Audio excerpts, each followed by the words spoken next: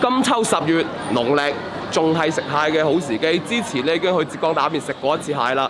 咁但係咧，我就睇翻條評論就講俾我聽話，喂，原來曾幾何時嗰啲富貴人家食蟹咧係要講究食蟹不見蟹骨，即係話咧係啦，冇錯啦，係要食一隻蟹出嚟㗎啦。但係咧就唔好搞到好似我上次食到咁，又係要掠骨啊，又要拆殼啊。即係你話就算拆完之後砌翻出嚟，佢都唔夠斯文。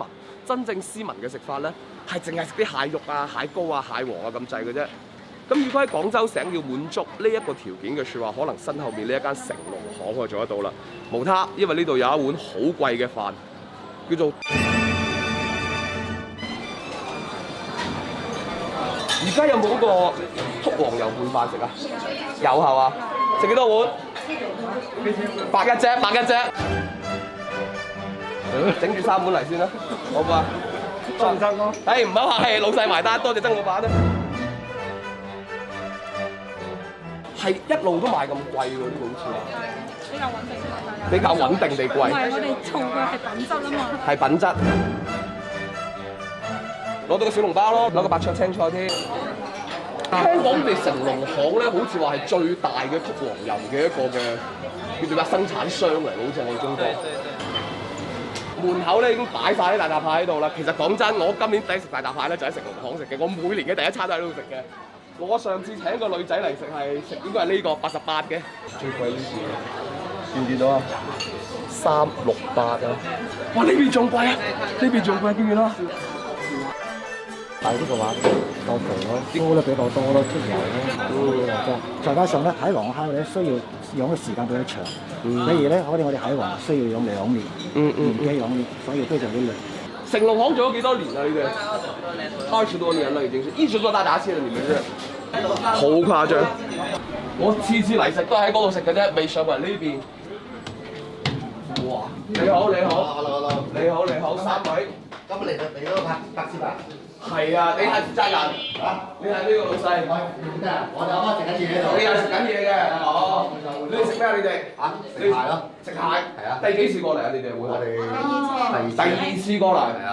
點解會走嚟呢度食蟹定係？因為佢哋排名第1位嘅，係廣州排行榜。有成日見到你。多謝晒，多謝晒。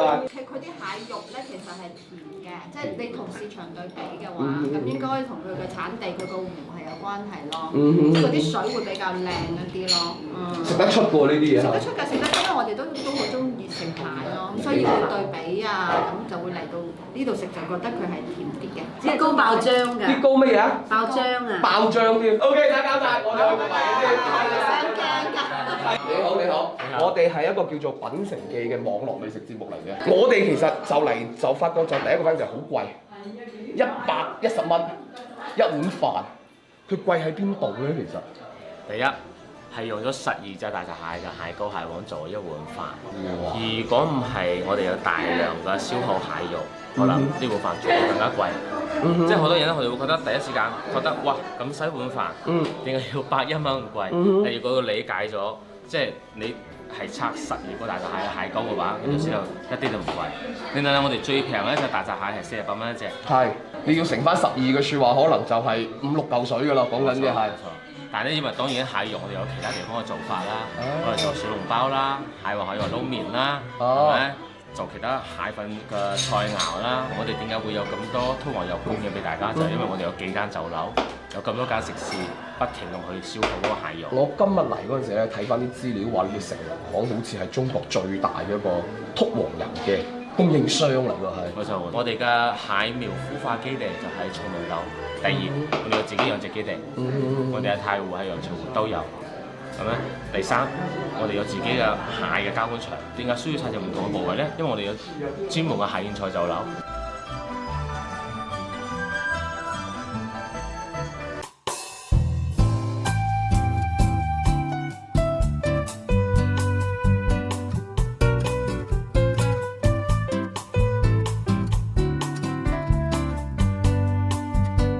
覺得同一般嘅飯有咩唔同啊？嗰啲蟹黃味重啲。呢啲咁嘅份量嘅飯，你要食幾多碗先至飽啊？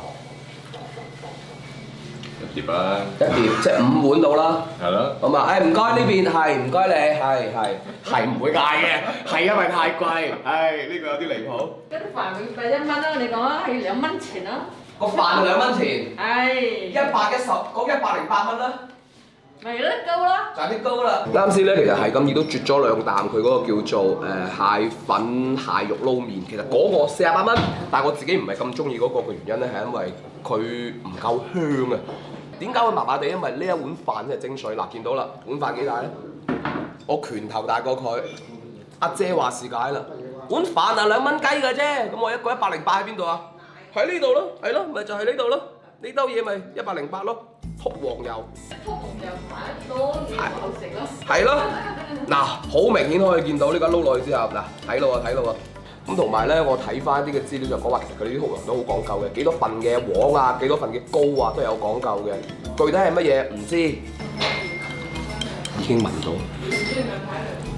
嗰啲香味咧，你明唔明啊？嗰啲鮮河鮮嘅味道，少少聲一定有。各位我唔係啦。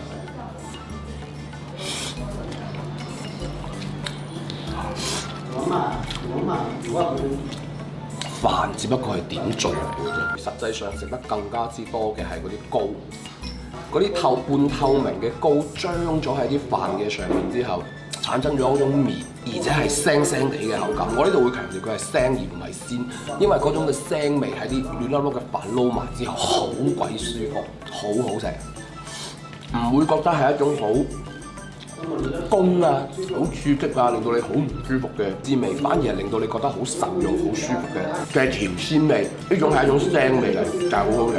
蟹膏嘅説話產生咗少少棉化嘅口感，一旦研開係更加之細，比我哋有時嘅啲蟹子壽司更加細膩、更加舒服。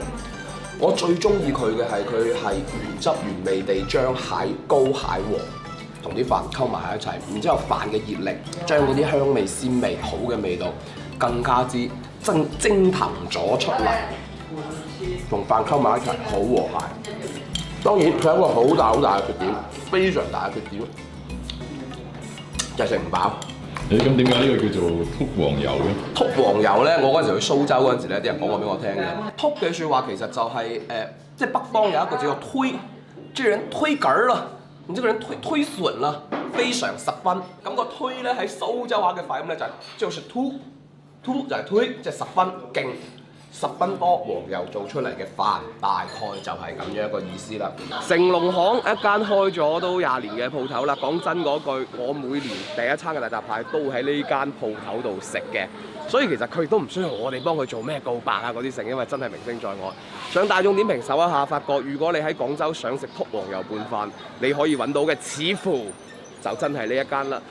或者真係同嗰個負責人講嘅一樣啦，就係話因為你要淨係要啲蟹膏唔要蟹肉嘅説話，你冚冇條鏈撐住嘅説話，你好難做得到呢樣嘢。於是乎佢做成咗一個獨市生意，好食㗎，無需我多講㗎啦。嗰啲膏啊、黃啊撈埋啲飯係一件好開心嘅事情。如果你係覺得你自己係一個吃貨，你睇咗好多人講禿黃油拌飯係好食，但係你又未曾食到過嘅説話，真係可以喺呢邊試一試。我自己覺得係會好食過你喺淘寶買嗰啲禿黃油膏嚟到撈飯嘅。又或者你係一個荷包幾闊嘅人，咩都食過晒咯，想晒啲新鮮嘢嘅説話，呢間鋪頭嘅禿黃油拌飯，我覺得你都值得一試嘅。最或者你記住，姚大秋係帶食晒全世界嘅人。我都要個枕頭包啊！嚇？枕頭包啊！我要個。點解？導演要唔要？導演食唔食啊？導演買個酥皮俾你啊！